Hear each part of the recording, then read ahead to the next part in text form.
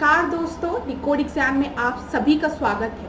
आज की क्लास में हम लोग डिस्कस करने वाले हैं RO GS mock test EDIC 5, जिसमें कि 35 प्रश्न होंगे। ये प्रश्न हिंदी और इंग्लिश दोनों माध्यम में दिए गए हैं और ये प्रश्न आपके आने वाली परीक्षाओं के लिए बहुत ही महत्वपूर्ण है। तो चलिए आज की क्लास को स्टार्ट करते हैं मेरे साथ ऐश्वर्या सिंह के साथ। आज की क्लास को स्टार्ट करने से पहले मैं थोड़ी सी इंफॉर्मेशन आप लोगों को दूंगी फाउंडेशन कोर्स की, जो कि डिकोड एग्जाम आप लोगों के लिए लेकर आया है। इस फाउंडेशन कोर्स में एंटायर RO के सिलेबस को कवर किया गया है थ्रू वीडियो लेक्चर्स। यहाँ पर आपको नोट्स PDF के फॉर्मेट में प्रोवाइड कराई जाएगी। आपको टेस्ट सीरीज प्रोवाइड की जाएगी, जहाँ पर आप अपने परफॉर्मेंस को इवैल्यूएट कर सकते हैं। आप देख सकते हैं परीक्षा की दृष्टि से आपका परफॉर्मेंस कैसा चल रहा है, कहाँ पे इम्प्रूवमेंट की जरूरत है, ठीक है। और अगर आपको किसी भी तरीके का डाउट होता है तो आप टेलीग्राम ग्रुप पे डिस्कस भी कर सकते हैं।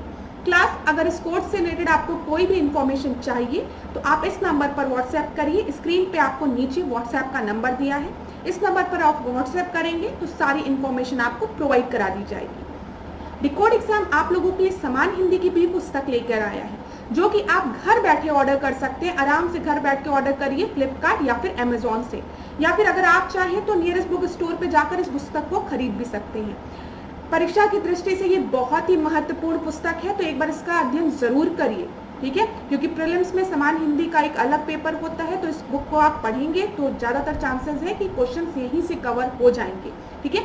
तो एक बार इसका अध्ययन आप लोग जरूर करिए। चलिए अब आज की क्लास हम स्टार्ट करेंगे मेरे साथ। तो पहला प्रश्न देखते हैं, उत्तर प्रदेश खादी ग्राम उद्योग बोर्ड की स्थापना किस वर्ष हुई थी, ठीक है। तो कब स्टैब्लिश हुआ था ये? 1957 में, 58 में, 60 में या फिर 62 में।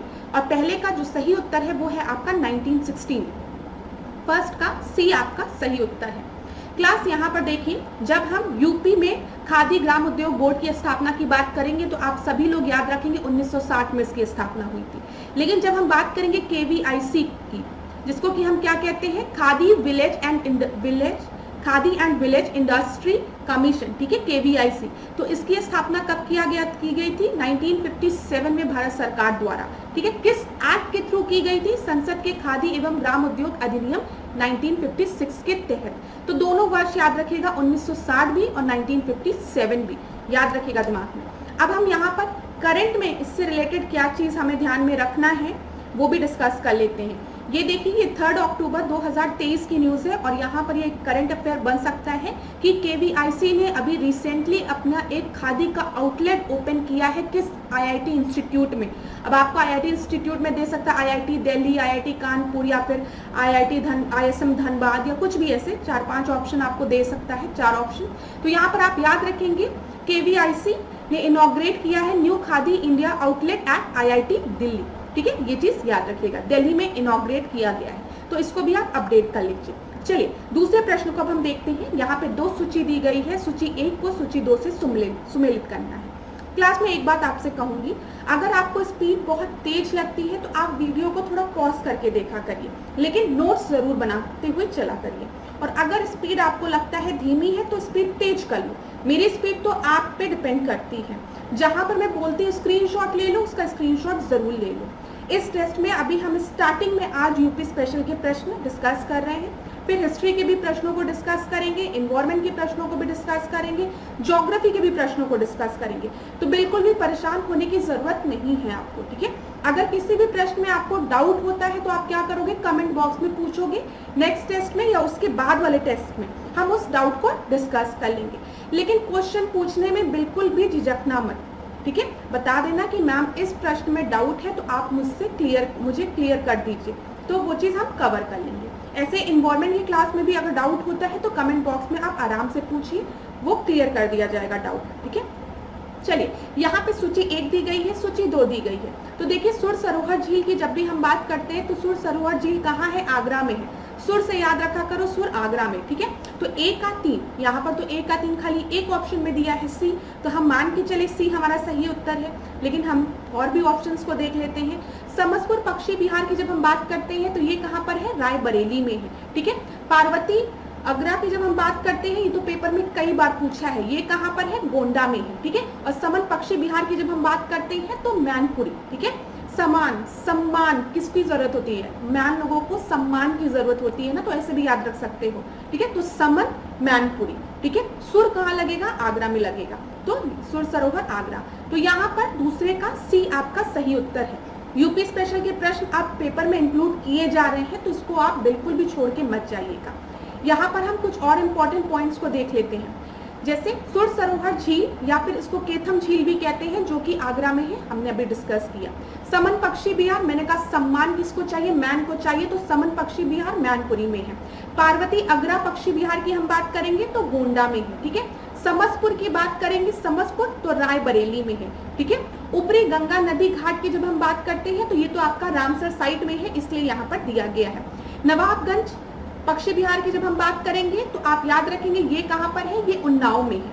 अगर आपको नवाबगंज पक्षी विहार की जगह चंद्रशेखर आजाद पक्षी विहार दिया गया है तो वो भी कहाँ पर है? उन्नाव में है। 2015 में इसका नाम बदलकर क्या रख दिया गया था? चंद्रशेखर आजाद पक्षी विहार, ठीक है। सांडी पक्षी विहार की जब हम बात करेंगे तो हरदोई में है। अब सांड को देख के हर हर करना, तो सांडी पक्षी विहार हरदोई, ठीक है। फिर सरसई नावर झील की हम बात करेंगे तो ये इटावा में है। तो यहाँ पर कुछ रामसर स्थल है जो कि उत्तर प्रदेश में है, उनको हमने यहाँ पर डिस्कस किया है।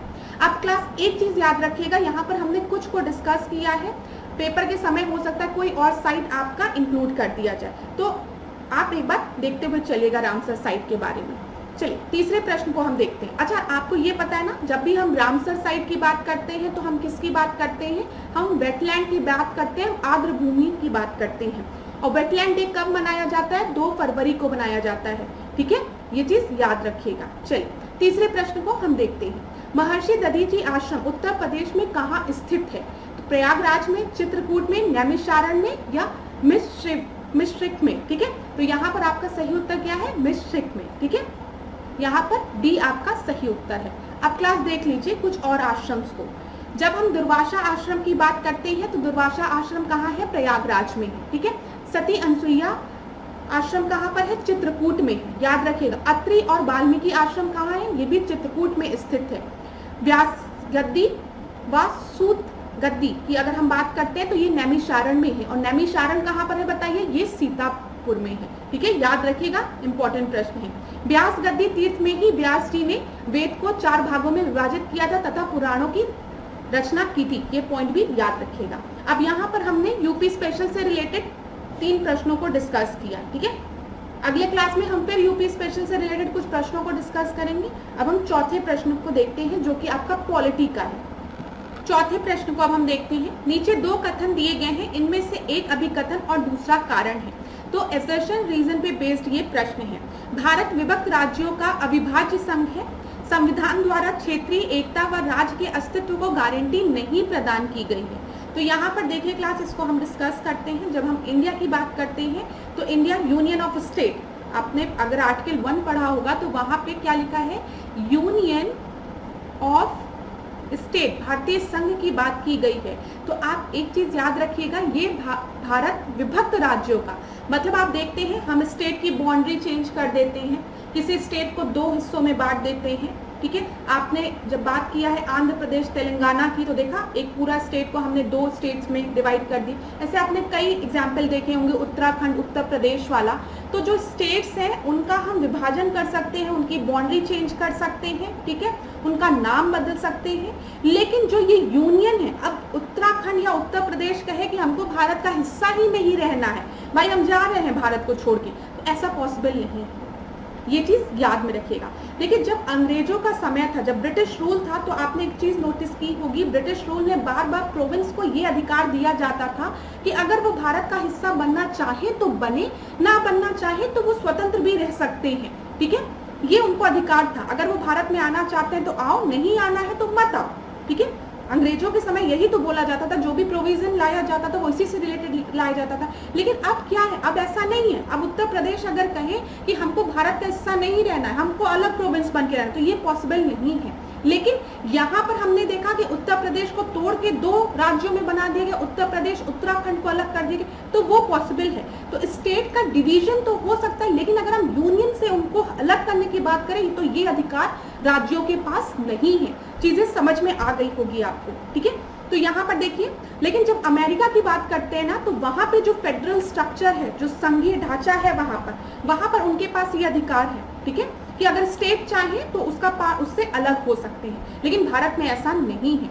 हम भारत के में आते हैं और हमें ये अधिकार नहीं है कि हम अपने प्रोविंस को अलग करके स्वतंत्र राज्य की तरह रहे। हाँ, हमारी जो स्टेट है वो डिवाइड हो सकती है 2 हिस्सों में, ये तो यही चीज आपके यहाँ पे लिखा है, जो कि मैंने आपको साधारण भाषा में समझाने का प्रयास किया, आपको समझ में भी आया होगा, ठीक है। तो देखिए यहाँ पे क्या लिखा है, इंडिया इज एन इनडिस्ट्रक्टिबल, ठीक है, यूनियन का डिस्ट्रक्शन कभी नहीं हो सकता, हम एक साथ हैं, एक साथ ही रहेंगे। और डिस्ट्रक्टिबल स्टेट क्यों लिखा है, क्योंकि स्टेट का डिवीजन हो सकता है, बाउंड्री चेंज हो सकती है, नाम चेंज हो सकता है, कुछ भी हो सकता है। रीजन दिया गया है, territorial integrity and existence of the state have not been guaranteed by the constitution. एकदम सही है। यहाँ पे A and R true and R is the correct explanation. संविधान द्वारा क्षेत्रीय एकता व राज्य के अस्तित्व को गारंटी नहीं प्रदान की गई है, ये चीज याद रखिएगा। देखिए यहाँ पर अगर आप अनुच्छेद 1 देखेंगे, आर्टिकल 1 देखेंगे, तो उसमें क्या है, केंद्र शब्द का कहीं भी प्रयोग नहीं किया गया है, आप याद रखिएगा। भारत विभक्त राज्यों का अविभाज्य संघ है, क्योंकि संविधान द्वारा क्षेत्रीय एकता व राज्य के अस्तित्व को गारंटी नहीं प्रदान की गई है, अर्थात केंद्र सरकार बिना संबंधित राज्यों की अनुमति के नए राज्यों का निर्माण या उनकी सीमाओं में परिवर्तन कर सकती है, अतः संघ सरकार राज्यों को समाप्त कर सकती है, जबकि राज्य सरकार संघ को समाप्त नहीं कर सकता है। अब स्टेट नहीं कह सकता है कि भाई हमको भारत का हिस्सा नहीं बनना, उत्तर प्रदेश का हमको अलग रहना है, तो ये पॉसिबल नहीं है। लेकिन ये याद रखिएगा, अंग्रेजों के समय अंग्रेज क्या करते थे, प्रोविंस को ये अधिकार देते थे कि अगर आपको रहना है भारत के साथ रहिए, अलग रहना है तो स्वतंत्र राज्य की तरह रहिए, तो ये खत्म करना जरूरी था। चलिए 5th प्रश्न को हम देखते हैं। हरित क्रांति शब्दावली का सर्वप्रथम प्रयोग किसने किया था, किसके द्वारा किया गया था? तो यहाँ पे पहला ऑप्शन आपको दिया गया है बेल मोलिंसन, फिर उसके बाद आपको दिया गया विलियम जे.एस. गॉड, फिर नॉर्मन बोरलॉग और एम.एस. स्वामीनाथन। तो क्लास यहाँ पर देखिए, जब भी ग्रीन रिवॉल्यूशन की बात आती है तो बच्चे बिना क्वेश्चन को पूरा ढंग से पढ़े या तो नॉर्मन बोरलॉग पर टिक लगा के आते हैं या फिर एम.एस. स्वामीनाथन पर टिक लगा के आते हैं। लेकिन इस प्रश्न का सही जो उत्तर है वो है विलियम जे.एस. गॉड, ठीक है। यहाँ पर टर्म की बात की गई है, ग्रीन रिवॉल्यूशन टर्म के पहली बार यूज किसने किया था, तो विलियम जे.एस. गॉड ने किया था, याद रखिएगा।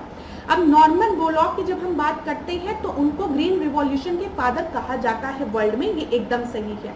एक बार पीसीएस में ये प्रश्न बना था कि नॉर्मन बोरलॉग को फादर ऑफ ग्रीन रिवॉल्यूशन कहा जाता है, ये सबको पता है, लेकिन उसमें ऑप्शन में दिया था कि नॉर्मन बोरलॉग को नोबेल प्राइज पीस में नहीं, उसमें दिया था एग्रीकल्चरल, उसमें मिला था। तो मैं आपको बता दूं, नॉर्मन बोरलॉग को जो आपको नोबेल प्राइज था वो पीस में मिला था, ये भी चीज याद रखिएगा, हो सकता है पेपर में पूछ ले, ठीक है। और एग्रीकल्चर उसमें नहीं मिलता है नोबेल प्राइज, फिजिक्स, ठीक है, ये सब चीजें अलग है, लेकिन उसमें नहीं, तो ये बात भी याद रखिएगा। एम.एस. स्वामीनाथन की जब हम बात करते हैं, जिनका कि अभी निधन हुआ है, तो करंट से रिलेटेड ये भी एक टॉपिक है, जैसे केवीआईसी वाला टॉपिक है वैसे ये भी, तो याद रखिएगा एम.एस. स्वामीनाथन को हम फादर ऑफ ग्रीन रिवॉल्यूशन कहते हैं भारत में, ठीक है। अगर वर्ल्ड में पूछेगा तो नॉर्मन बोरलॉग लगाएंगे, अगर father of green revolution in India पूछेगा तो एम.एस. स्वामीनाथन लगाएंगे, और अगर पूछेगा कि ग्रीन रिवॉल्यूशन टर्म किसके द्वारा दिया गया है तो आप लगाएंगे विलियम जे.एस. गॉड, ठीक है।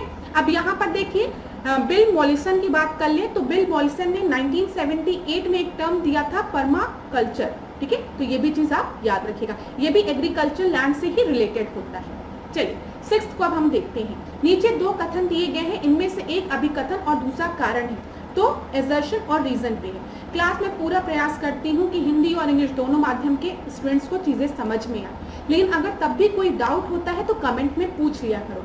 देखो टीचर अपने जितनी उसकी कैपेबिलिटी होती है उतना इजी करके पढ़ाने का प्रयास करती है, लेकिन अगर तब भी कोई दिक्कत होती है तो कमेंट में आराम से पूछा करो, नेक्स्ट क्लास में उसको कवर करेंगे। देखो यहाँ पर क्या है, एजर्शन, राष्ट्रीय शैक्षिक अनुसंधान एवं परीक्षण परिषद की स्थापना 1961 में की गई थी, ठीक है, 1961 में की गई थी। यहाँ पर बोला गया एनसीईआरटी वो सेटअप इन 1961।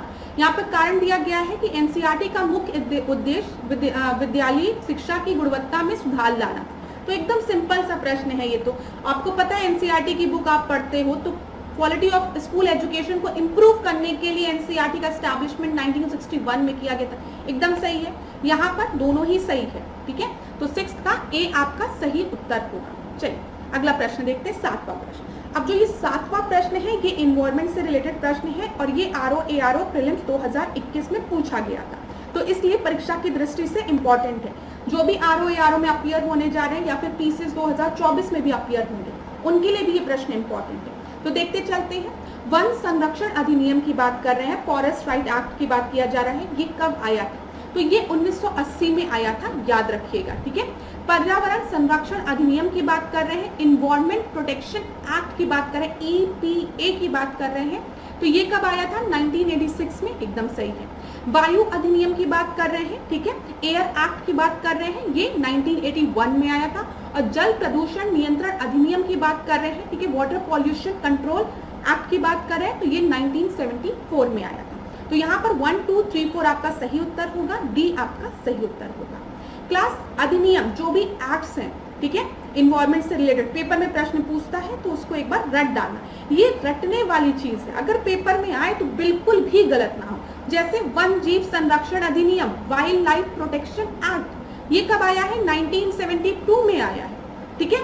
टाइगर एक्ट जब हम बात करते हैं तो ये कब आया है? 1973 में आया है, ठीक है। इसी तरीके से एलिफेंट एक्ट 1992 में आया है।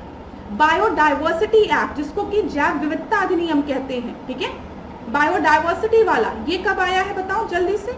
ये आपका आया है 2002 में। तो सारे एक्ट से याद रखो, अगर ईयर पूछेगा तो कोई दिक्कत ही नहीं, खट से लगा के आना, बिल्कुल गलत नहीं होगा। 8वां प्रश्न हम देखते हैं। घूमती हुई वस्तु का गति मापने के लिए निम्नलिखित में से किस एक यंत्र का प्रयोग किया जाता है? तो कौन से इंस्ट्रूमेंट का यूज किया जाता है to measure the speed of a moving object? तो सबसे पहले आपको दिया है सेक्सटेंट, फिर उसके बाद नेफोस्कोप, फिर गायरोस्कोप, फिर एल्टीमीटर। और इस प्रश्न का जो सही उत्तर है वो है आपका गायरोस्कोप, ठीक है। यहाँ पर देख लीजिए, आपको याद रहेगा। गायरोस्कोप कुछ इस तरीके से दिखता है, यहाँ पर आपका एंगुलर मोमेंटम दिया गया है, ठीक है। तो यहाँ पर ये क्या करता है? ये जो घूमती हुई जो वस्तु है उसकी स्पीड को मेजर करता है, ठीक है। तो यहाँ पर आपका सही उत्तर हो गया। चलिए अगला प्रश्न, यहाँ पे हम कुछ और चीजों को भी डिस्कस कर लेते हैं। तो speed of a moving object हो गया। अब यहाँ पर देखिए सेक्सटेंट की अगर हम बात करें तो ये दो वस्तुओं के बीच कोणीय दूरी को मापता है, मतलब ये क्या, जो एंगुलर डिस्टेंस है उसको मापता है। यहाँ पर देख लीजिए सेक्सटेंट ऐसा होता है, ठीक है, ये देख लीजिए किस तरीके का होता है यहाँ पर। तो ये जो मेजर स्केल है ना, ये आपको इस तरीके से दिख रही होगी, ये एक एंगल फॉर्म कर रही है, तो यही है, ये एक एंगुलर डिस्टेंस को मेजर करता है, ठीक है। जब हम नेफोस्कोप की बात करते हैं तो इसमें इसका प्रयोग किया जाता है बादलों की ऊंचाई, वेग तथा गति की दिशा को मापने के लिए। पेपर में अगर कभी भी आपसे पूछे नेफोस्कोप का प्रयोग किस लिए किया जाता है, तो इसका उपयोग बादलों की ऊंचाई, वेग तथा उनकी गति को मापने के लिए किया जाता है। एल्टीमीटर की बात करें तो एल्टीमीटर हाइट, ठीक है, ऊंचाई को नापने के लिए इसका यूज किया जाता है। किसी निश्चित ऊंचाई पर स्थित वस्तु की ऊंचाई नापने के लिए एल्टीमीटर का यूज किया जाता है। तो इस तरीके के प्रश्न पेपर में पूछते हैं, तो याद रखिएगा। तो चीजें क्लियर हो गई होगी, 8th प्रश्न आपको समझ में आ गया होगा। अगला प्रश्न देखते हैं, 9th प्रश्न। देखिए अखाड़ा क्लब, ये पेपर में पूछा गया प्रश्न है। अखाड़ा क्लब की स्थापना किसके द्वारा की गई थी बताइए? लाला लाजपत राय, बाल गंगाधर तिलक, चंद्रशेखर आजाद या महादेव गोविंद रहाणे, यानी MG रहाणे लिखा रहता है, ठीक है। तो इसकी स्थापना जो है बाल गंगाधर तिलक द्वारा की गई थी। ये पेपर में पूछा गया प्रश्न है, एक PYQ है। अब क्लास हम बाल गंगाधर तिलक से रिलेटेड कुछ इंपॉर्टेंट पॉइंट्स को डिस्कस करते हैं। BG तिलक की जब भी हम बात करते हैं तो आपको पता है लोकमान्य इनको उपाधि दी गई थी। लोकमान्य तिलक कई जगह आपको मिलेगा, ठीक है। भारतीय राष्ट्रवाद के जनक इनको बोला गया है, तो ये भी याद रखिएगा, पेपर में पूछा जाता है कि भारतीय राष्ट्रवाद के जनक किसको बोला गया है? बाल गंगाधर तिलक को बोला गया। भारतीय अशांति के जनक किसको बोला गया है? तो भारतीय अशांति का जनक भी बाल गंगाधर तिलक को बोला गया। पेपर में पूछा गया प्रश्न है। दूसरा पूछता है, पहला पूछता है कि भारतीय अशांति का जनक किसे कहा गया है? बाल गंगाधर तिलक को कहा गया। दूसरा पूछता है कि भारतीय अशांति का जनक बाल गंगाधर तिलक को किसने कहा है? तो आप याद रखेंगे वैलेंटाइन शिरोल ने, ठीक है, याद रखिएगा वैलेंटाइन शिरोल ने इनको ये उपाधि दी थी। महात्मा गांधी ने बाल गंगाधर तिलक के लिए जो यूज किया था आधुनिक भारत का निर्माता, तो पूछा जाता है आधुनिक भारत का निर्माता बाल गंगाधर तिलक को किसने कहा था? तो महात्मा गांधी ने कहा था। भारतीय अशांति का जनक बाल गंगाधर तिलक को किसने कहा था? वैलेंटाइन शिरोल ने कहा था, ठीक है, याद रखिएगा। जब 1907 में सूरत स्प्लिट होता है, इंडियन नेशनल कांग्रेस का विभाजन होता है, किसमें, नरम दल और गरम दल में। तो गरम दल में एक बहुत बड़े लीडर आपके बाल गंगाधर तिलक थे। लेकिन एक बात आपको और याद रखनी है कि अगर पेपर में कभी पूछे क्या बाल गंगाधर तिलक ने इंडियन नेशनल कांग्रेस के किसी भी सेशन की अध्यक्षता की थी, किसी भी सेशन को प्रिसाइड किया था, तो आप कहेंगे नहीं, बाल गंगाधर तिलक ने इंडियन नेशनल कांग्रेस के किसी भी सेशन को प्रिसाइड नहीं किया था। याद रखिएगा, ये भी पॉइंट पूछा जा सकता है, ठीक है। और मैं आपको क्या बताऊंगी, यहाँ पर और एक दो इंपॉर्टेंट पॉइंट्स हम डिस्कस करेंगे। भारतीय राष्ट्रीय कांग्रेस को भीख मांगने वाली या याचना संस्था किसने कहा था? किसने कहा था कि इंडियन नेशनल कांग्रेस एक भीख मांगने वाली संस्था है? बाल गंगाधर तिलक ने कहा था, याद रखिएगा, ठीक है। अब यहाँ पर बाल गंगाधर तिलक द्वारा लिखित कुछ पुस्तकों को हम डिस्कस करते हैं। गीता रहस्य पेपर में कई बार पूछा गया है कि गीता रहस्य बाल गंगाधर तिलक ने कब लिखी थी। तो गीता रहस्य बाल गंगाधर तिलक ने जब ये मांडले जेल में थे तब उन्होंने इस पुस्तक को लिखा था, ठीक है, याद रखिएगा। और आपको अभी मैंने बताया कि 1907 में क्या हुआ था, 1907 में सूरत का स्प्लिट हुआ था ना, सूरत का स्प्लिट नहीं हुआ था, सॉरी, सूरत स्प्लिट हुआ था। ये मत सोचना मैम अभी तक तो 1905 में हम लोग ने बंगाल का विभाजन पढ़ा था, आप एक नई हिस्ट्री बता रही हैं 1907 में सूरत स्प्लिट। सूरत स्प्लिट कहने का मतलब मेरी बात ये है कि सूरत में इंडियन नेशनल कांग्रेस का विभाजन हुआ था नरम दल गरम दल, ठीक है, 1907 में। और इसी के बाद इनको सेडिशन का चार्ज लगाकर, ठीक है, राजद्रोह का चार्ज लगाकर इनको जेल में बंद कर दिया गया था, मांडले जेल में, जहां पर इन्होंने गीता रहस्य लिखा था, ठीक है, ये चीज याद रखिएगा। देखिए यहाँ पर लिखा भी है, कांग्रेस की आंतरिक फूट का लाभ उठाकर 1908 में सरकार ने तिलक पर राजद्रोह का मुकदमा चलाया, ठीक है। उन्हें 6 वर्ष के कारावास की सजा दी गई और मांडले निर्वासित कर दिया गया। तो इसी समय इन्होंने इस पुस्तक को लिखा था। Architect home in the Vedas, ये चीज याद रखिएगा, architect home in the Vedas ये किसके द्वारा लिखी गई है? ये भी बाल गंगाधर तिलक द्वारा लिखी गई है। द ओरियन किसके द्वारा लिखी गई है? बाल गंगाधर तिलक द्वारा लिखी गई है। अगर आप चाहे तो स्क्रीनशॉट ले सकते हैं, ठीक है। The Hindu philosophy of living and religion, तो यहाँ लाइफ एंड रिलीजन, ठीक है, लिविंग नहीं, लाइफ एंड रिलीजन, ये किसके द्वारा लिखी गई है? बाल गंगाधर तिलक द्वारा लिखी है। और वैदिक क्रोनोलॉजी एंड वेदांत ज्योतिष, ये किसके द्वारा लिखी गई है? ये भी बाल गंगाधर तिलक द्वारा लिखी पुस्तक है। तो आप अगर चाहें तो पुस्तकों के नाम का स्क्रीनशॉट ले सकते हैं।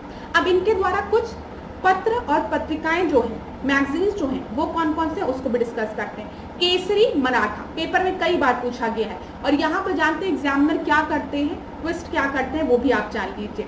जब मराठा देते हैं तो देते हैं कि जो मराठा है बाल गंगाधर तिलक ने इसको मराठी भाषा में लिखा था। तो याद रखिएगा, नहीं, हम नहीं आपके जाल में फंसेंगे। क्यों? क्योंकि मैम ने बताया था मराठा भले मराठी से रिलेटेड है, लेकिन मराठा बाल गंगाधर तिलक ने मुंबई में अंग्रेजी भाषा में लिखा था, और जो केसरी थी वो बाल गंगाधर तिलक ने मराठी भाषा में लिखा था। तो याद रखिएगा, केसरी मराठा बाल गंगाधर तिलक द्वारा लिखित समाचार पत्र था, लेकिन जो केसरी थी वो मराठी लैंग्वेज में थी और जो मराठा था वो अंग्रेजी लैंग्वेज में था। याद रखिएगा। चलिए, इसी तरीके से कुछ और चीजें जो तिलक जी द्वारा जो आपके स्थापित संगठन थे, ऑर्गेनाइजेशन थे, जैसे हमने डिस्कस किया लाठी क्लब एवं अखाड़ा क्लब, ये किसके द्वारा स्थापित किया गया था? बाल गंगाधर तिलक द्वारा स्थापित किया गया था। क्लास, ये पूछा गया प्रश्न है, ये PYQ है, तो याद रखिएगा, ठीक है। गौ हत्या विरोधी समितियां भी बाल गंगाधर तिलक द्वारा स्थापित किया गया था, ठीक है। यहाँ पर 1880 में पुणे में न्यू इंग्लिश स्कूल की स्थापना किसने की थी? बाल गंगाधर तिलक ने की थी। और 1916 तो आपको याद ही है, 1916 में क्या आया था? होम रूल मूवमेंट आया था, होम रूल लीग की स्थापना की गई थी, और इसमें 2 लोगों के योगदान की बात की जाती है, किसकी किसकी? बाल गंगाधर तिलक के और एनी बेसेंट की, ठीक है। लेकिन याद रखिएगा, दोनों का जो होम रूल लीग था ना वो अलग अलग था। एक बार हम डिस्कस करेंगे इसको भी डीप में। 1920 में अगर हम बात करें तो आगामी चुनाव लड़ने के लिए कांग्रेस डेमोक्रेटिक पार्टी की स्थापना किसने की थी? कांग्रेस डेमोक्रेटिक पार्टी की, याद रखिएगा, बाल गंगाधर तिलक ने की थी। अब क्लास नोट्स में 1-2 चीजें और, जैसे स्वराज शब्द का सर्वप्रथम प्रयोग बाल गंगाधर तिलक ने किया था, और अगर पूछे स्वराज मेरा जन्मसिद्ध अधिकार है, मैं इसे लेकर रहूंगा, ये नारा किसके द्वारा दिया गया था? बताइए, बाल गंगाधर तिलक द्वारा दिया गया था। Swaraj is my birth right and I shall have it, ये बाल गंगाधर तिलक ने दिया था। ठीक है, मैंने आपको बता दिया कांग्रेस की अध्यक्षता बाल गंगाधर तिलक ने कभी भी नहीं की थी। ठीक है, खिलाफत आंदोलन का समर्थन बाल गंगाधर तिलक ने किया था और 1916 में जो लखनऊ अधिवेशन हुआ था उसमें मुस्लिम और कांग्रेस के बीच समझौता कराने में भी एक बहुत बड़ा योगदान था बाल गंगाधर तिलक को। तो आपको पता है 1916 में लखनऊ पैक्ट हुआ था। ठीक है, लखनऊ पैक्ट में कांग्रेस और मुस्लिम लीग के बीच में समझौता कराने में इनका बहुत बड़ा योगदान था और इसी समय होम रूल लीग की भी स्थापना की गई थी। चलिए अगला प्रश्न हम देखते हैं, होम रूल मूवमेंट जिसको हम कहते हैं। 10वां प्रश्न देखिए, सूची 1 और सूची 2 को सुमेलित करना है। यहाँ पर देखते हुए चलते एक एक को। फॉरवर्ड ब्लॉक की स्थापना, तो फॉरवर्ड ब्लॉक की स्थापना कब हुई है? 1939 में हुई है। ठीक है, द फ्री इंडिया सेंटर का गठन कब हुआ है बताइए? 1941 में हुआ है। ठीक है, अखिल भारतीय ट्रेड यूनियन की स्थापना कब हुई है? 1920 में हुई है। और इंडिपेंडेंट लेबर पार्टी का गठन कब हुआ है? 1936 में हुआ है। तो अगर हम इसको मिलाएं तो देखते हैं पहले का 1 2 1 2 4 3 1 2 4 3 कहीं पे 1 2 4 3, तो सी आपका सही उत्तर है। 10th का सी आपका सही उत्तर है। अब हम देखते हैं अखिल भारतीय ट्रेड यूनियन के बारे में। तो ऑल इंडिया ट्रेड यूनियन की बात की जा रही है। आप अगर पेपर में देखेंगे इंग्लिश में तो AITU, ठीक है, ऑल इंडिया ट्रेड यूनियन लिखा रहता है। तो याद रखिएगा ऑल इंडिया ट्रेड यूनियन की स्थापना 1920 में मुंबई में की थी। किसने की थी? NM जोशी ने की थी। याद रखिएगा पेपर में पूछा गया प्रश्न किसके द्वारा की गई थी? NM जोशी द्वारा। अब यहाँ पर अगर आपसे पूछेगा इसके पहले अध्यक्ष कौन थे तो आप क्या टिक लगाएंगे? लाला लाजपत राय। याद रखिएगा क्लास। ठीक है, अगर आपसे पूछेगा कि उपाध्यक्ष कौन थे, ठीक है, तो आप क्या लगाएंगे टिक? Joseph Batista. याद रखिएगा। महामंत्री तो अभी तक नहीं पूछा गया है लेकिन आप चमनलाल बजाज का भी नाम याद रख सकते हैं। इतनी चीजें आपको याद रखनी है। एक और प्रश्न यहाँ पे पूछता है कि ऑल इंडिया ट्रेड यूनियन का जो 1929 का जो सेशन था वो कहाँ पर हुआ था?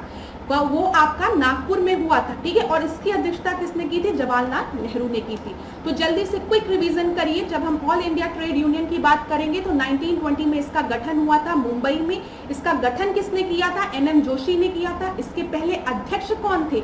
लाला लाजपत राय थे। ठीक है, उपाध्यक्ष कौन थे? जोसेफ बैटिस्टा थे। ठीक है, याद रखिएगा। फिर अगर आपसे महामंत्री पूछेगा तो आप चमनलाल बजाज का नाम याद रखेंगे। 1929 में इसका जो 1929 में जिसका नागपुर सेशन हुआ था वो कहां पर हुआ था?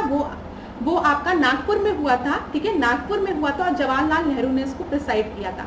अब यहाँ पर जब मैंने इतना बता दिया है तो एक चीज और बता ही दूं कि 1929 में इंडियन नेशनल कांग्रेस का भी सेशन हुआ है ना, INC का भी सेशन हुआ है, वो लाहौर में हुआ है। ठीक है, और उसको किसने प्रिसाइड किया था बताइए?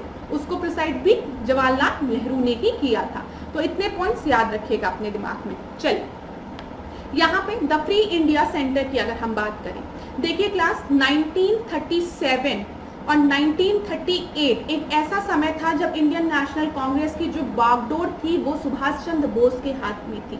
मतलब 1937 में जो इंडियन नेशनल कांग्रेस थी उसकी अध्यक्षता सुभाष चंद्र बोस ने की थी। ठीक है, हरिपुर में सुभाष चंद्र बोस ने की थी। उसके बाद जब दोबारा इंडियन नेशनल कांग्रेस के अध्यक्ष की बात हुई और चुनाव किया गया तो उसमें भी सुभाष चंद्र बोस को ज्यादा वोट मिले थे।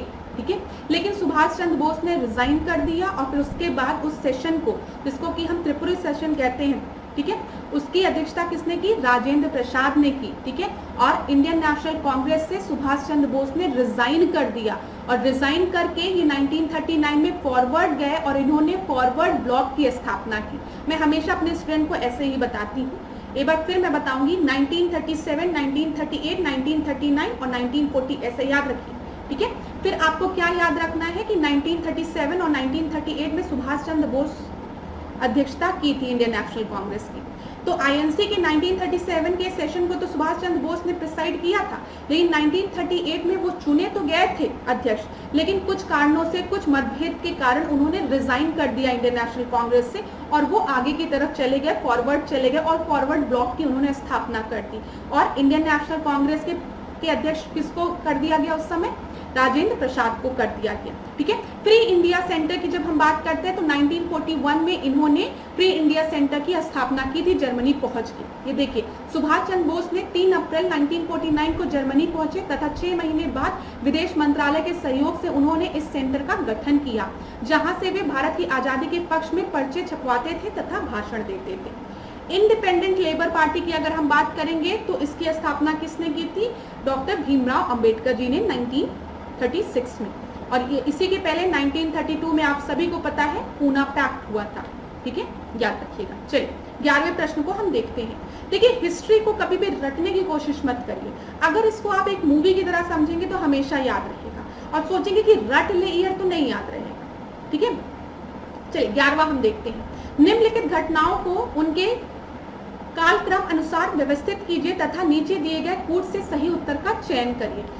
शाही नौसेना विद्रोह, कैबिनेट मिशन भारत आया, ठीक है, वेवेल योजना, डिकी बर्थ योजना। अब देखिए, डिकी बर्थ योजना की जब हम बात करते हैं तो ये माउंटबेटन प्लान की बात होती है, और आप सभी को पता है कि माउंटबेटन प्लान कब आया है? जब भारत को स्वतंत्रता मिली है। माउंटबेटन आया, उसी के समय भारत को स्वतंत्रता मिली है। तो इन सारे ऑप्शंस में से 4 आपका सबसे लास्ट में होना चाहिए। मैं बस आपको गेस करना बता दूं। अगर आपको डिकी बर्थ योजना के बारे में पता, तो इतना पता है कि माउंटबेटन प्लान है, तो मतलब सबसे आखिरी में आया होगा। तो देखो, इस ऑप्शन में सबसे आखिरी में कौन सा दिया गया है? ये बी वाला दिया गया है। ठीक है, मतलब 4th में दिया गया है। अब यहाँ पर हम और चीजों को डिस्कस करते हैं। आपको पता है कि जब हम वेवल प्लान की बात करते हैं क्लास, तो वेवल प्लान आपका 1945 में आया है। ठीक है, तो यहाँ पर 3, और उसके बाद आपका रॉयल नेवी रिबेलियन हुआ है, जिसको शाही नौसेना विद्रोह कहते हैं, और उसके बाद कैबिनेट मिशन आया है, फिर ये आया है। तो बी आपका सही है, 11th का बी सही है।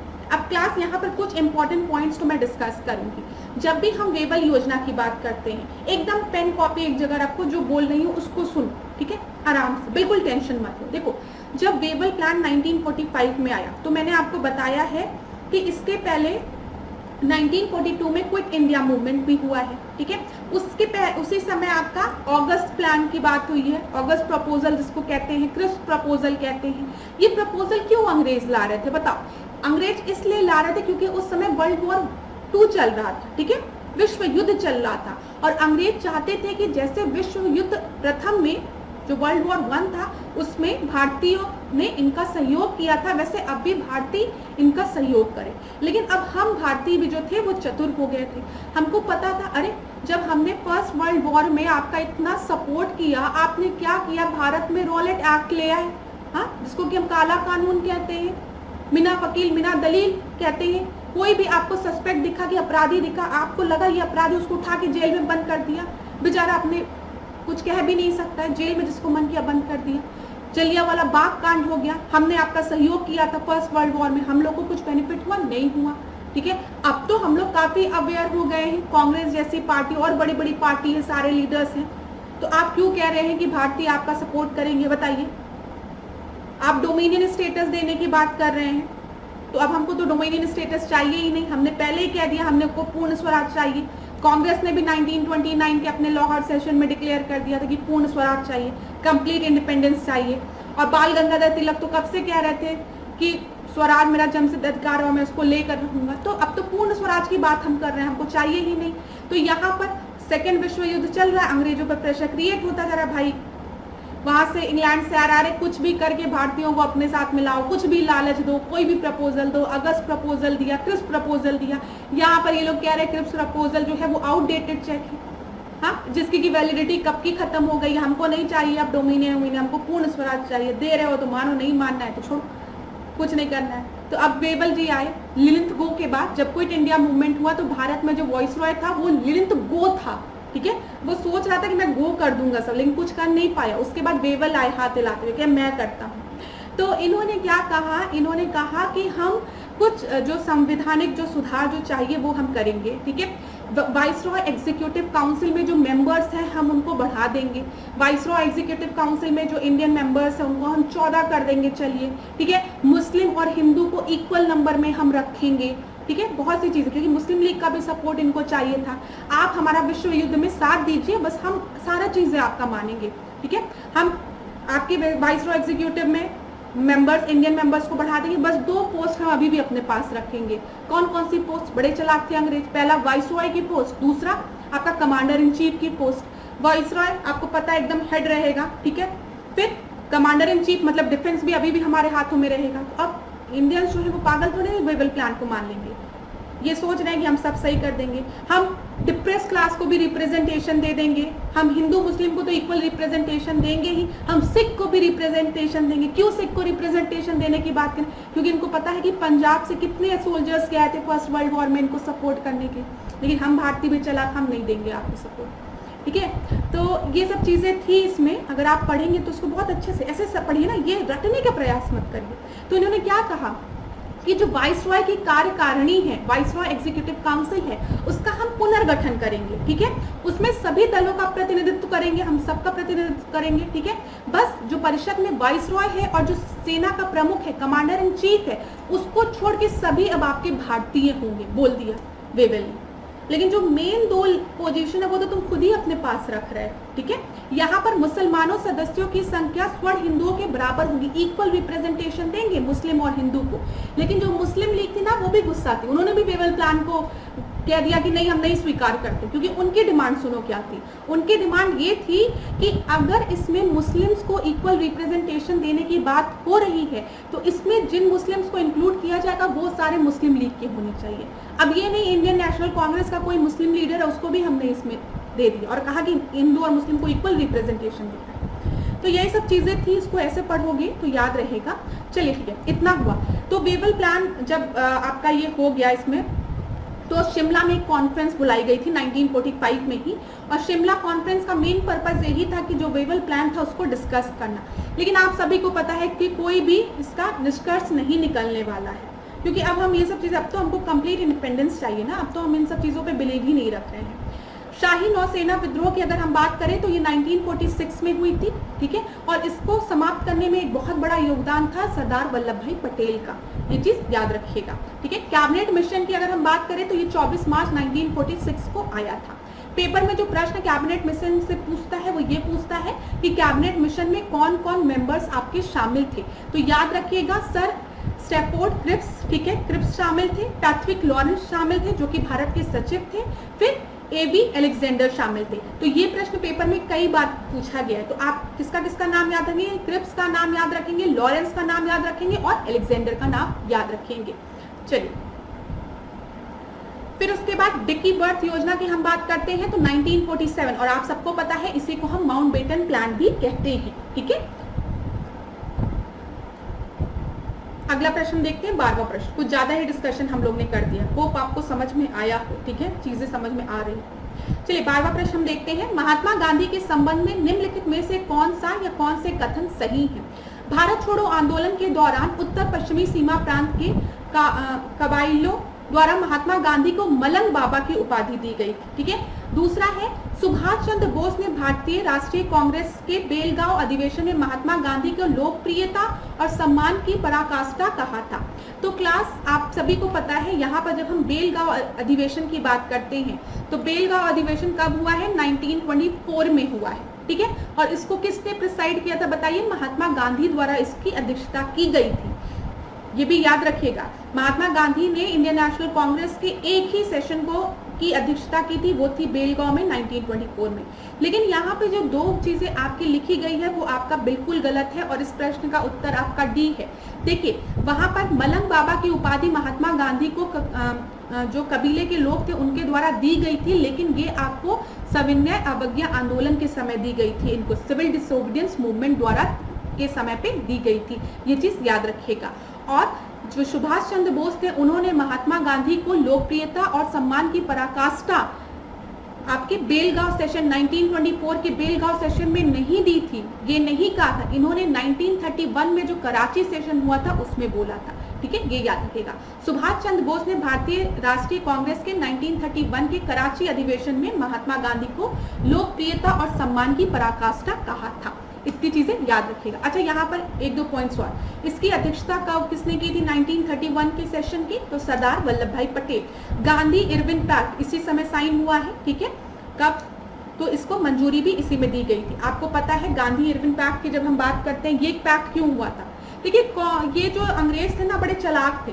जब इनको लगता था कि भारतीयों से हमें अपनी बात मनवानी है तो कोई पैक्ट ले आते थे, कोई प्रपोजल ले आते थे, एक लॉलीपॉप दिखा देते थे इन लोगों को, ठीक है। तो गांधी इरविन पैक्ट ने, इरविन उस समय वॉइस रॉय था, उसने कहा गांधी जी इंडियन नेशनल कांग्रेस को सेकेंड राउंड टेबल कॉन्फ्रेंस में पार्टिसिपेट करना है। पहले राउंड टेबल कॉन्फ्रेंस में तो आप लोग ने पार्टिसिपेट किया नहीं, आईएनसी ने पूरी तरीके से बॉयकॉट कर दिया और यहाँ पर आपने सॉल्ट सत्याग्रह कर दिया भारत में रह के। अब प्लीज इस चीज को थामिए और चलिए राउंड टेबल कॉन्फ्रेंस में पार्टिसिपेट करिए। तो हम एक पैक्ट करते हैं, गांधी इरविन पैक्ट, तो याद रखिएगा। चलिए यहाँ पे मैंने आपको बता दिया 1924 में महात्मा गांधी ने इसकी अध्यक्षता की थी, भारत छोड़ो आंदोलन। चलिए डिस्कस करते हुए चलेंगे सब चीज। 13 को देखते हैं, निम्नलिखित में से कौन सा युग्म सही सुमेलित नहीं है। तो यहाँ पे डिजीज के नाम दिए गए हैं। ऐसा प्रश्न आरओ में पूछता है, पीसीएस में तो नहीं पूछता है, लेकिन समीक्षा अधिकारी में यहाँ से प्रश्न बनता है, तो इसको देखते हैं। रोग दिया गया है, फसल दिया गया है। बुकनी मटर में लगती है, पण कुंचन जो है वो टमाटर में, पिच शीरा मोजाइक येलो मोजाइक ये भिंडी में, टिक्का की अगर हम बात करेंगे तो ये गन्ना में नहीं, ये मूंगफली में, ठीक है। तो 13 का डी आपका उत्तर होगा, ठीक है। ये आपका मूंगफली में लगता है। 14 प्रश्न को अब हम देखते हैं, निम्नलिखित में से कौन सा युग्म सुमेलित सही सुमेलित नहीं है। चलिए यहाँ पर देखिए, सबसे पहले आपका दिया गया अमापा प्रदेश मैग्नीज के लिए फेमस है, बूटे प्रदेश कॉपर के लिए, ठीक है।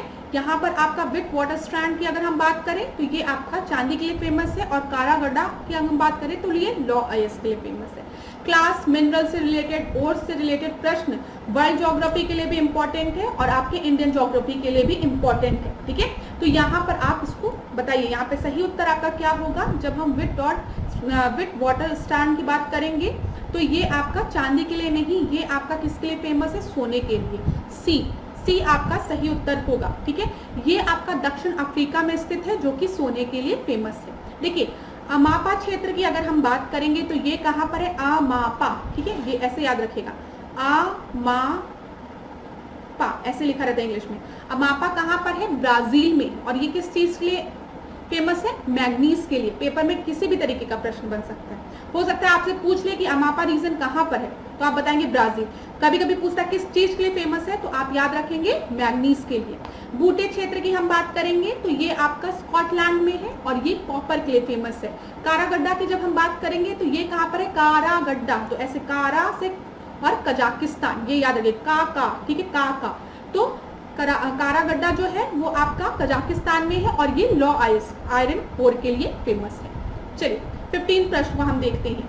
यहाँ पर आपका सस्टेनेबल डेवलपमेंट गोल की बात की गई है, जलवायु परिवर्तन की बात की गई है कि किस सस्टेनेबल डेवलपमेंट गोल में हमने क्लाइमेट चेंज को कम्बैट करने की बात कही है, ठीक है। जलवायु परिवर्तन और उसके प्रभावों को का समापन करने के लिए कहा है, किसमें कहा है, एसडीजी गोल्स जो है, रट डालो।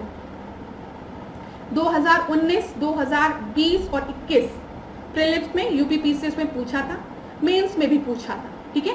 तो एसडीजी गोल रटिए, मेंस में जब लिखते हैं आप डाल दीजिए एसडीजी गोल्स, आपके आंसर्स और अच्छे हो जाएंगे। इन्वायरमेंट से रिलेटेड टॉपिक पूछे, सस्टेनेबल डेवलपमेंट की बात कर लो, 1-2 नंबर एग्जामिनर और दे देगा। तो यहाँ पर क्लाइमेट चेंज को कम्बैट करने की बात, ठीक है, जलवायु परिवर्तन की बात एसडीजी गोल 13 में की गई है, ठीक है। 15 का सी आपका सही उत्तर है। अब क्लास यहाँ पर मैंने आपको एक तरीका बताया था पहले वाले टेस्ट में याद करने का। देखो एक स्टोरी की तरह इसको याद करो तो याद रहेगा। सबसे पहले आपको विश्व से, मतलब पूरे वर्ल्ड से गरीबी खत्म करनी है। गरीबी जब खत्म करोगे, नो पॉवर्टी है पहला, ठीक है, गरीबी खत्म करो। गरीबी खत्म करने के लिए क्या करोगे, खाना दोगे। खाना दोगे तो जो भूख लगती है लोगों को वो खत्म होगी, जीरो हंगर। अब जब गरीबी खत्म हुई, खाना मिल गया, तो अब उनकी हेल्थ इंप्रूव कर जाएगी, तो गुड हेल्थ उनको मिलेगा, ठीक है। तो अब एक तगड़ा इंसान, मतलब जिसके पास गुड हेल्थ है, उसको एजुकेशन प्रोवाइड करो, तो क्वालिटी एजुकेशन की बात की जाती है। जैसे ही आप लोगों को शिक्षित करेंगे, एजुकेशन प्रोवाइड करेंगे, तो एक जेंडर इक्वालिटी आएगी, ठीक है। आप लड़कियों को भी एजुकेशन प्रोवाइड करो, लड़कों को भी एजुकेशन प्रोवाइड करो, ठीक है।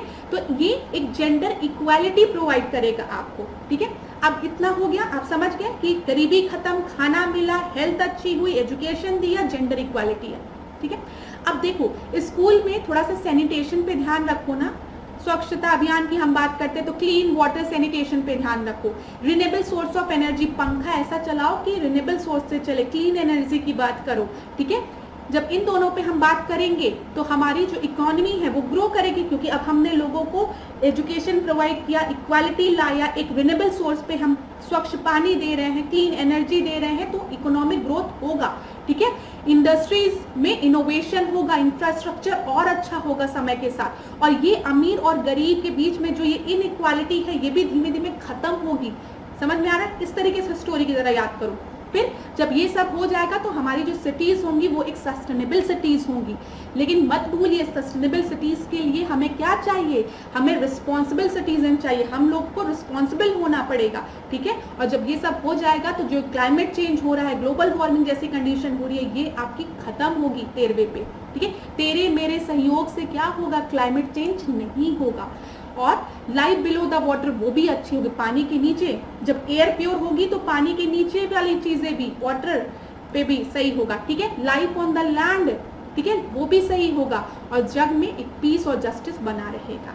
और 17th आपका है पार्टनरशिप। तो देखिए एक स्टोरी की तरह, बस आंख बंद करिए, सोचिए, गरीबी खत्म करो, खाना दो, गुड हेल्थ होगी, अच्छी हेल्थ होगी, एजुकेशन प्रोवाइड करो, जेंडर इक्वालिटी आएगी स्कूल्स में, मतलब ऐसे याद करो, पानी स्वच्छ होगा, जो बिजली है रिन्यूएबल सोर्स से क्रिएट होगा, इकोनॉमिक ग्रोथ होगा आपका, इंडस्ट्री और डेवलप करेगी, जो इनइक्वालिटी है गरीब अमीर में इन सब में वो रिड्यूस होगी, जो हमारी सिटीज है वो हमारी सस्टेनेबल होगी, ठीक है। हम एक रिस्पॉन्सिबल कंजप्शन करेंगे, सस्टेनेबल की बात करें रिस्पॉन्सिबल कंजप्शन करेंगे। और तेरे मेरे सहयोग से जो क्लाइमेट एक्शन है, जो क्लाइमेट चेंज हो रहा है वो आपका नहीं होगा।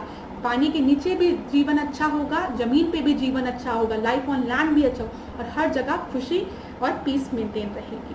चलिए अब इससे ज्यादा रट लेना, जैसे भी करके समझ में आया हो अच्छा, नहीं तो भगा देना, ठीक है, भगा देना। लग रहा है कि मैम कुछ तो भगा देना उसको, लेकिन याद जरूर कर लेना, ये मेरा फोकस है। चलिए 16th को अब हम देखते हैं। महासागरों समुद्रों में ज्वार भाटा की उत्पत्ति निम्नलिखित में से किन कारणों द्वारा होती है?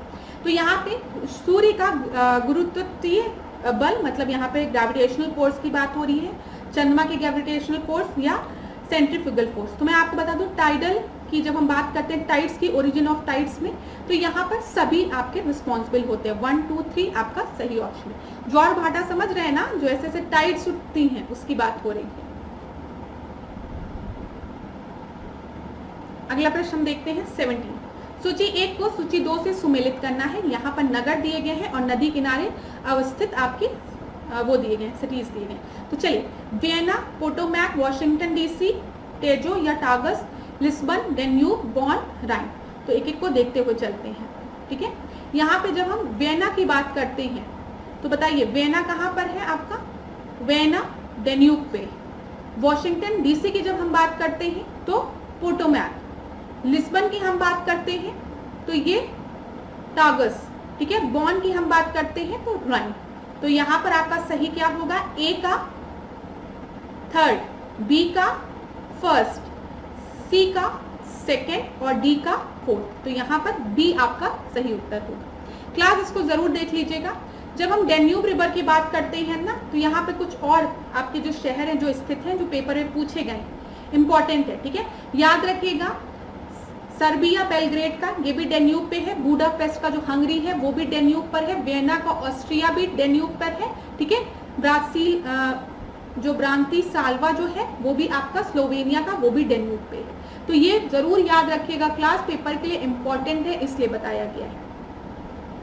अच्छा, अगर डेन्यूब का हम ओरिजिन की बात करें तो ये ब्लैक फॉरेस्ट जो जर्मनी में है वहां से इसका आपका ओरिजिन होता है, और इसका निकास ये जाकर गिरती कहाँ पर है? ये ब्लैक सी में जाकर गिरती है। राइन रिवर की बात करें तो राइन रिवर पर जो स्थित शहर है बॉन, कोलोन, ठीक है, एसन, फिर स्टटगार्ट, फिर फ्रैंकनफर्ट, फिर रोटरडैम।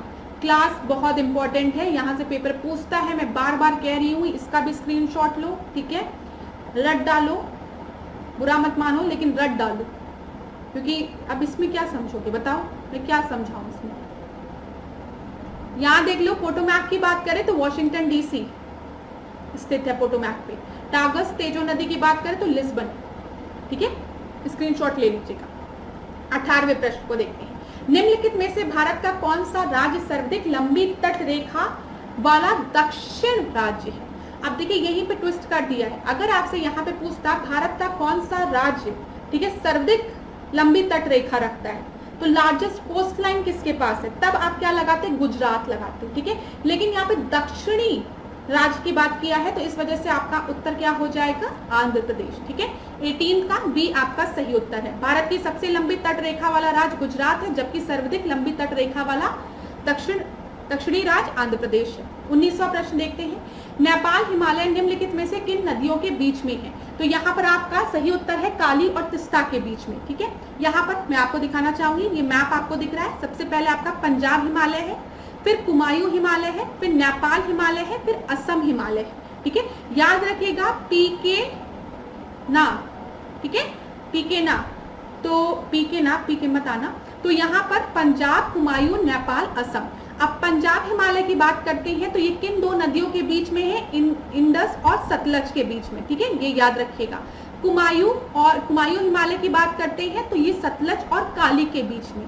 पर नेपाल की बात करेंगे तो ये काली और तिस्ता के बीच में, और असम की बात करेंगे तो ये तिस्ता और ब्रह्मपुत्र के बीच में। तो ये भी प्रश्न पूछता है, ये चीज आप याद रखिएगा, ठीक है।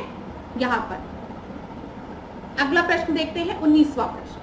सूची 1 को सूची 2 से हमें सुमेलित करना है। खनिज दिया है और यहाँ पर आपको खनिज क्षेत्र दिया है और खनिज दिया है। तो चलिए देखते हैं। सांची क्षेत्र की अगर हम बात करेंगे तो ये आपका है लौह अयस्क के लिए फेमस, ठीक है, याद रखिएगा। अमापा क्षेत्र की हम बात करेंगे, अभी मैंने आपको बताया है अमापा कहाँ पर है, ब्राजील में है ना।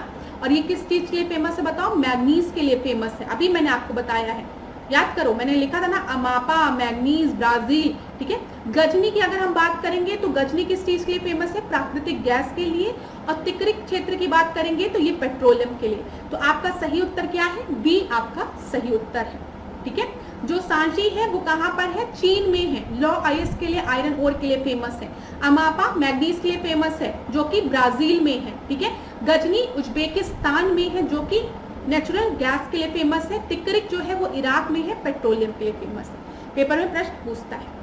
चलिए अगला प्रश्न हम देखते हैं, अंतर्राष्ट्रीय पर्यटन दिवस को बताना है। अरे अंतर्राष्ट्रीय पर्यटन दिवस, अंतर्राष्ट्रीय मातृभाषा दिवस, अंतर्राष्ट्रीय लोकतंत्र दिवस या साक्षरता दिवस। तो अगर हम बात करेंगे इंटरनेशनल टूरिज्म डे की बात करेंगे तो ये आपका 27 सितंबर को मनाया जाता है, ठीक है। इंटरनेशनल मदर लैंग्वेज डे की बात करेंगे तो 21 फरवरी, ठीक है। इंटरनेशनल डेमोक्रेसी की बात करेंगे तो 15 सितंबर, और इंटरनेशनल लिटरेसी डे की बात करेंगे तो 8 सितंबर। तो सी आपका सही उत्तर है, 21वें का सी सही उत्तर। 22वां प्रश्न हम देखते हैं, राष्ट्रीय उद्यमिता एवं लघु विकास संस्थान कहाँ स्थित है? तो ये कहाँ पर है बताइए, ये आपका नोएडा में स्थित है, ठीक है। 22वें का सी आपका सही उत्तर है, ये चीज याद रखिएगा। चलिए अगला प्रश्न देखते हैं। यहाँ पे जिलों के नाम दिए गए हैं और मुख्यालय दिए गए हैं, ये भी यूपी स्पेशल का प्रश्न है। तो कौशाम्बी का जो मुख्यालय है वो मच्छनपुर में है, जालौन का उरई में है, फर्रुखाबाद का फतेहगढ़ में है, कानपुर देहात का अकबरपुर में नहीं है, अंबेडकर नगर अकबरपुर ना, तो ये कानपुर देहात गलत है।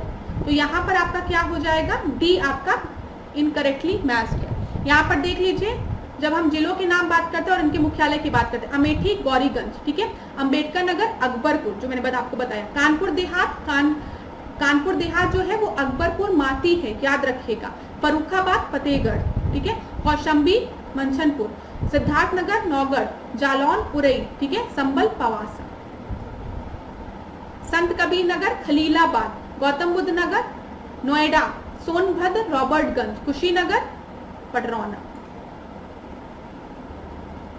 24वें प्रश्न को अब हम देखते हैं, उत्तर प्रदेश को कुल कितने मृदा समूह क्षेत्रों में विभाजित किया गया है? तो कितने मृदा उसमें विभाजित किया गया है, तो यहाँ पर आपका आंसर होगा 8 में, ठीक है।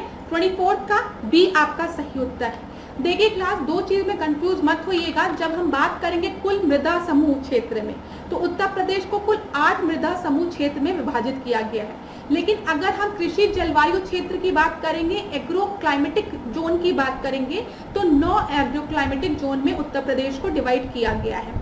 क्लास इंपॉर्टेंट है, पेपर में पूछा गया है, इसलिए मैं बता रही हूँ 8 मृदा समूह क्षेत्रों में ठीक है, और 8 एग्रो क्लाइमेटिक और 9 एग्रो क्लाइमेटिक जोन में। याद रखिएगा 8-9 वाली चीज। चलिए 25वां प्रश्न देखते हैं, निम्नलिखित में से कौन सा एक सही सुमेलित नहीं है? चलिए 1 समवर्ती सूची में, डाकघर बचत बैंक संघ सूची में, जनसंख्या स्वास्थ्य व स्वच्छता समवर्ती सूची में, भूमि सुधार राज्य सूची में। तो यहाँ पर आपका A, B, D आपका सही है, लेकिन जन स्वास्थ्य व स्वच्छता की बात करें तो ये समवर्ती सूची में नहीं है, ठीक है। C आपका गलत है, तो 25वें का C गलत है, क्योंकि पब्लिक हेल्थ एंड सैनिटेशन जो है वो राज्य सूची में है, स्टेट लिस्ट में है।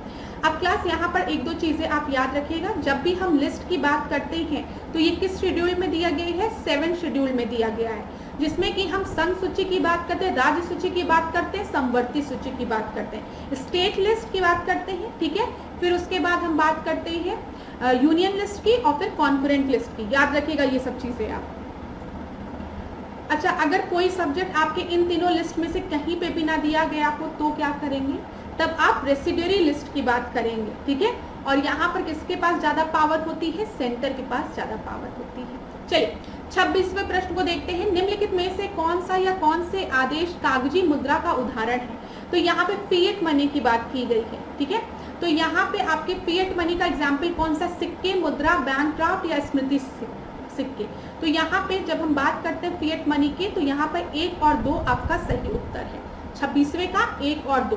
देखिए जब भी जो भी आपका, जैसे करेंसी की बात करते हैं तो आप देखते होंगे करेंसी में लिखा रहता है ना, साइन रहता है आरबीआई गवर्नर का। आप जाओगे करेंसी को लेके, अब ये नहीं है कि 2000 की नोट खत्म हो गई, भारत सरकार ने कह दिया अब नहीं चलेगी तो 2000 की नोट लेके पहुंच जाओ, या पुरानी वाली 500 की नोट लेके पहुंच जाओ और कह दो कि मैम आपने तो कहा था कि फिएट मनी है चलेगी। किसी दुकानदार के पास जाओगे वो तो तुमको बिना सामान दिए वापस, मतलब वो ये नहीं कह सकता कि मैं नहीं लूंगा इस चीज को। हाँ, तो ऐसा नहीं है। अब जो बंद हो गई है नोट, अब उसको मत लेके चले जाना। बस ये याद रखना कि आदेशी कागजी वैध मुद्रा वह मुद्रा होती है जो सरकार के आदेश पर चलती है, जैसे सिक्के व नोट, ठीक है। इस प्रकार की मुद्रा को लेना सभी के लिए कानूनी जरूरी होता है। यही चीज मैं आपको बता रही हूँ कि आप दुकानदार के पास गए और आपने कहा ये लो मुझे सामान दो, तो वो देगा आपको, ये नहीं कहेगा कि मैं नहीं दूंगा आपको। कानूनी रूप से वो जरूरी होता है। अब जो बंद हो गई उसको लेके मत जाना, ठीक है। कोई इसे लेने से मना नहीं कर सकता। यदि वो ऐसा करता है तो सीधे रूप से सरकारी आदेश की अवहेलना माना जाता है और ऐसे व्यक्ति के खिलाफ कानूनी कार्रवाई की जा सकती है। ये चीज याद रखिएगा। चलिए अगला प्रश्न देखते हैं, 27वां प्रश्न, निम्नलिखित में से कौन सा उद्योग फुटलूज उद्योग का उदाहरण नहीं है? तो कौन सा फुटलूज उद्योग का उदाहरण नहीं है? In diamond industry, computer chip, mobile manufacturing industry या फूड प्रोसेसिंग इंडस्ट्री। तो खाद्य प्रसंस्करण जो है आपका उद्योग, फूड प्रोसेसिंग उद्योग जो है वो आपका फुटलूज इंडस्ट्री का एग्जाम्पल नहीं है। डी।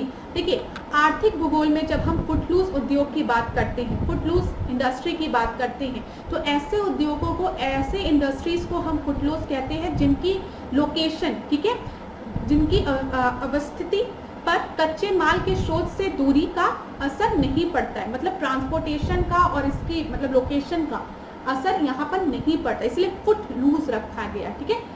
ये मैटर नहीं करता है। ऐसे अधिकतर उद्योग कहीं भी स्थापित किए जा सकते, कहीं पे भी, ठीक है, और इन्हें कच्चे माल के स्रोत के समीप लगाना अनिवार्य नहीं होता है। तो ये क्लास जब भी आपको ये तो पता है जहाँ पे जो ओर मिलता है वहीं पे मेनली इंडस्ट्रीज लगाई जाती है। जैसे आयरन ओर इंडस्ट्रीज जो है वो वहीं पे लगाई जाएंगी जहाँ पर आपके आयरन ओर्स मिलते हैं, ठीक है। क्यों? क्योंकि वहीं से खुदाई हो और थोड़ी दूर पर आकर ट्रांसपोर्ट चार्जेस उतने ना लगे। अब कहीं पे आयरन ओर मिल रहा है और कहीं पे आप इंडस्ट्री लगा रहे हो तो उसका कोई बेनिफिट नहीं है। फुटलूज इंडस्ट्रीज जो होती हैं, मैंने आपको बताया ना, इसमें क्या लिखा है, कौन सा उदाहरण नहीं है क्लास। यहाँ पर देख लीजिए, आर्थिक भूगोल में फुटलूज उद्योग ऐसे उद्योग को कहा जाता है जिनकी अवस्थिति पर कच्चे माल के स्रोत से दूरी का असर नहीं होता है। ऐसे अधिकतर उद्योग कहीं भी स्थापित किए जा सकते हैं और इन्हें कच्चे माल के स्रोत के समीप लगाना की अनिवार्यता नहीं होती। जैसे हीरा, कंप्यूटर चिप्स, मोबाइल, ठीक है, फिर इत्यादि जो इंडस्ट्री है वो आपके फुटलूज के हैं। ये चीज याद रखिएगा। अब फूड प्रोसेसिंग इंडस्ट्री में दूर लगा दोगे तो भाई जो फल वल लेके आए हो जो फूड वो सड़ जाएंगे, ठीक है। चलिए 28वें प्रश्न को देखते हैं। निम्नलिखित में दो कथन दिए गए हैं, इनमें से अभिकथन और कारण एजर्शन और रीजन बेस्ड है। पारे का साधारणतया तापमापी यंत्रों में व्यापक रूप से प्रयोग किया जाता है। Mercury is generally used in a thermometer. पारे के उष्मीय प्रसार की दर उच्च होती है। देखिए क्लास, यहाँ पर आपका दोनों ही सही है, ठीक है। आप सभी को पता है कि जो थर्मोमीटर होता है उसमें मरकरी का यूज किया जाता है, क्योंकि इसका जो थर्मल डिफ्यूजन रेट होता है वो हाई होता है, ठीक है, ये चीज याद रखिएगा। चलिए 29 प्रश्न को देखते हैं। निम्नलिखित में से कौन सा एक कैप्सूल प्रकार के फल का उदाहरण है? तो कैप्सूल ट्राइबी आरो में ऐसे प्रश्न बनते हैं, शरीफा, आंवला, संतरा या फिर अनार। तो यहाँ पर आपका जो सही उत्तर है वो है बी, ठीक है, आंवला। आपको पता है आंवला जो है वो आपका क्या है, वो आपका रिच सोर्स है किसका, विटामिन सी का, ठीक है। अब फल के प्रकार अगर हम देखें, हम जब शरीफा की बात करते हैं तो वो बेरी का प्रकार होता है, ठीक है, पुंज फल का, ठीक है। अनार की बात करते हैं तो ये ब्लास्ट का, ठीक है। संतरा की बात करते हैं तो हेस्पेरोडियम, ठीक है, देख लीजिएगा इसको। चलिए अगला प्रश्न हम देखते हैं, 30वां प्रश्न। ऐसे प्रश्न ना साइंस साइड वाले बच्चों के लिए आसान रहते हैं। 30वां प्रश्न देखते हैं। उपनिवेशवाद के अधीन भारतीय कृषकों की निर्धनता के प्रमुख कारणों में शामिल है, ठीक है। जो कॉलोनिज्म की हमने बात की थी, उसके जो फार्मर्स थे हमारे वो क्यों गरीब हो रहे थे? क्योंकि भारतीय शिल्प के विनाश से भूमि पर अत्यधिक दबाव पड़ा। आपको पता है कि जो ब्रिटिशर्स थे वो हाई टैक्स लिया करते थे, ठीक है। अब नील की खेती जबरदस्ती करा रहे हैं, मार्केट में नील की खेती का कोई उपयोग नहीं है, लेकिन भारतीयों से नील की खेती करवा रहे हैं और ऊपर से टैक्स भी ले रहे हैं। बेचारे फार्मर के पास पैसा नहीं बच रहा है, ठीक है। सूखा पड़ गया लेकिन अभी भी टैक्स लगाए जा रहे हैं, ये तो गलत है ना। तो एक हाई प्रेशर पड़ता था। और भारत में जो इनकी जो इंडिजिनस जो क्राफ्ट इंडस्ट्रीज थी, अब आप देखते हैं क्यों हम लोग से बार बार कहा जाता है वन डिस्ट्रिक्ट वन प्रोडक्ट को प्रमोट करने की, कि जो विलेजेस में जो कला है इसको और उभारने के लिए ना, तो यही चीजों को खत्म कर दिया गया था। भारत की जो अपनी इंडस्ट्रीज हुआ करती थी उसको पूरी तरीके से खत्म कर दिया गया था। जो भारत के जो क्राफ्टमैन थे उनको पूरी तरीके से बर्बाद कर दिया गया था। पूरा प्रेशर लाके फार्मर्स पे डाल दिया गया था और उनसे कितना टैक्स लिया जाता था। उपनिवेशवादी भू राजस्व व्यवस्था, वही जो मैंने आपको बताया रेवेन्यू सिस्टम, तो दोनों ही जिम्मेदार थे। तो 30 का सी आपका सही उत्तर है। 31 देखते हैं। निम्नलिखित में से दिल्ली सल्तनत के किस शासक ने अपने सिक्कों पर सिकंदरे सानी की उपाधि को अंकित करवाया था? तो बताइए किसने कराया था? अलाउद्दीन खिलजी ने, ठीक है। 31 का बी आपका सही उत्तर है। 32 देखते हैं। निम्नलिखित में से किस अधिनियम द्वारा कानून बनाने की प्रक्रिया में भारतीय प्रतिनिधित्व को शामिल करने की शुरुआत की गई थी? तो किसमें शुरुआत की गई थी बताइए? Inclusion of Indian representative in the process of making the laws, 1858, 1861, 1892 या 1909? तो यहाँ पर आपका सही उत्तर है 1861 में, ठीक है। 1909 की जब हम बात करते हैं तो यहाँ पर क्या हुआ था बताइए? यहाँ पर आपके सेपरेट इलेक्टोरेट की बात की गई थी मुस्लिम्स के लिए, ठीक है, पूछता है पेपर में इसलिए बताया। चलिए 33rd प्रश्न को देखते हैं। निम्नलिखित में से कौन सा सही सुमेलित नहीं है? प्रजाति दी गई है मटर की, सपना, वरुणा, सरसों की, गेहूं, राधे की, नीलम, अलसी की। तो यहाँ पर आपका जो सही उत्तर है वो क्या है? अलसी वाला, ये सही नहीं है, ठीक है। देख लीजिए, राधे, वैभव, विशाल, हिमा इत्यादि चने की प्रमुख है। चना रबी की प्रमुख फसल है। चने का प्रमुख कीट कटुआ फली छेदक है। अच्छा क्लास, ये जो एग्रीकल्चर से रिलेटेड प्रश्न है ना आरओ में पूछे जाते हैं, तो इसको आप लोग देखिएगा जरूर। 34 देखते हैं। निम्नलिखित में से कौन सी परियोजना चंबल नदी पर नहीं है? जवाहर सागर, राणा प्रताप सागर, गांधी सागर या फिर बाण सागर? तो यहाँ पर सही उत्तर क्या है? बाण सागर जो है वो चंबल नदी पर नहीं है। बाण सागर जो है वो किस नदी पर है बताइए? सोन नदी पर है। उत्तर प्रदेश में अगर हम बात करें परियोजनाओं की तो माता टीला, लक्ष्मीबाई, रिहन, ठीक है। रिहन बांध परियोजना रिहन नदी पर है, लेकिन माता टीला और लक्ष्मीबाई परियोजना जो है वो बेतवा पर है, ठीक है, ये याद रखिएगा, पूछा जाता है। तवा परियोजना कहाँ पर है? तवा मध्य प्रदेश में, ठीक है, तवा नदी पर। बाण सागर परियोजना जो है वो सोन नदी पर है। गांधी सागर परियोजना चंबल नदी पर है, ठीक है। ओमकेश्वर परियोजना किस पर है? नर्मदा नदी पर है, ठीक है। फिर यहाँ पर धुआंधार फॉल किस पर है? कमेंट में बताओ, ठीक है। महाराष्ट्र की अगर हम बात करें तो कोयना परियोजना कोयना नदी पर है, पूर्णा परियोजना पूर्णा, भीमा भीमा पे, ठीक है। बस ये याद रखिएगा ये सब कहाँ पर है, ये सब महाराष्ट्र में है, ठीक है। जायकवाड़ी परियोजना गोदावरी नदी पर है, पेपर में पूछा गया है, इंपॉर्टेंट है, टिक लगा लो। चोमबाग परियोजना किस पर है, कृष्णा नदी पर है, इंपॉर्टेंट चीज है। हीराकुंड जो है वो महानदी, हीरा एक महान आभूषण है जो सबके पास होना चाहिए, तो ये महानदी पर है। मचकुंड परियोजना मचकुंड पर है, ठीक है। तिलैया परियोजना की बात करेंगे तो ये बराकर पर है। अब यहाँ पर देख लीजिए मैथान की अगर हम बात करें, दामोदर घाटी की बात करें, ये सब दामोदर नदी पर है। कर्नाटक में कुछ परियोजना की बात करते हैं जैसे जोग पूछता है, ठीक है, या महात्मा गांधी परियोजना कहाँ पर है, श्रावती नदी पर है। शिव समुद्रम कावेरी पर है। घाट प्रभा पता है माल प्रभावी, ठीक है, भद्रा कालिंदी। तो ये याद रखिएगा कौन सा किस स्टेट में है और कौन सा किस नदी पर कौन सी परियोजना है, तो ये इंपॉर्टेंट है, पेपर में प्रश्न पूछता है। आंध्र प्रदेश की बात करते हैं, मैंने आपको बताया नाग पे कौन नाचे थे, कृष्ण नाचे थे, ठीक है, तो कृष्णा नदी पर है। जो महान आभूषण कौन सा है बताइए, तो महान आभूषण, तो यहाँ पे मैंने आपको बताया ना, याद रखेंगे तो हीरा है, तो हीराकुंड किस पे है, महानदी पर है, ऐसे याद रखो। नागार्जुन सागर कृष्णा नदी पर। श्रीशैलम परियोजना कृष्णा नदी पर। अलमट्टी परियोजना, मट्टी कौन खाता था, कृष्ण खाते थे, अलमट्टी भी है, श्रीशैलम भी है कृष्णा नदी पर, ठीक है। पोचम पात पूछा गया है किस पर है, गोदावरी नदी पर, याद रखना गोदावरी नदी पर एक और परियोजना बताया है मैंने आपको, ठीक है। मैथान परियोजना भी दामोदर नदी पर है, याद रखिएगा, ये दामोदर नदी की बात की है, यहाँ पर गोदावरी नदी की बात कर रही हूँ, ये याद रखिएगा, ठीक है। जब गोदावरी नदी की बात करेंगे तो पोचमपात परियोजना याद रखिएगा, कंफ्यूज मत होइएगा, क्योंकि मैंने देखा है बहुत से स्टूडेंट से जब मैं पूछती हूँ तो वो मैथान परियोजना गोदावरी बोल देते, ये दामोदर नदी पर है और गोदावरी नदी पर आपका क्या है, पोचमपात। निजाम सागर परियोजना की बात करेंगे तो मंजीरा नदी पर, ठीक है। फिर यहाँ पर मैटूर परियोजना जो है, मेटूर वो कहाँ पर है, तमिलनाडु पर है, कावेरी नदी पर। पापनाशम परियोजना तमिलनाडु पर पूछा गया ये सब प्रश्न। चलिए आज की क्लास का आखिरी प्रश्न, परियोजना वाला जो है वो आप प्लीज एक बार पढ़ लीजिएगा, पेपर में पूछा जाता है इसलिए मैंने बताया। ये भी पूछा जाता है किस स्टेट में ये परियोजना है और कभी कभी पूछ लिया जाता है किस नदी पर, तो दोनों चीज ध्यान में रखिएगा। 35वें प्रश्न को देखते हैं। 15वें वित्त आयोग के संदर्भ में निम्नलिखित कथनों पर विचार कीजिए, ठीक है। जब भी हम फाइनेंस कमीशन की बात करते हैं तो ये किस अनुच्छेद में दिया गया है, 280 में, ठीक है, आर्टिकल 280 में दिया गया है। जब हम 15th फाइनेंस कमीशन की बात करते हैं तो इसको राष्ट्रपति द्वारा 27 नवंबर 2017 को गठित किया गया, जो कि सही है, ठीक है। एनके सिंह इसके अध्यक्ष थे, ये भी सही है, जिन्होंने अपनी रिपोर्ट राष्ट्रपति को 9 नवंबर 2020 को और 2021 से 22, 2025 से 26 की अवधि के लिए सौंपी, सही है। इस रिपोर्ट का शीर्षक जो है कोविड काल में वित्त आयोग, ये भी सही है। तो यहाँ पर आपका डी सही उत्तर है, जितनी भी चीजें दी गई है सब सही है। चलिए thank you so much class, आज के सेशन को यहीं पे एंड करेंगे, ठीक है।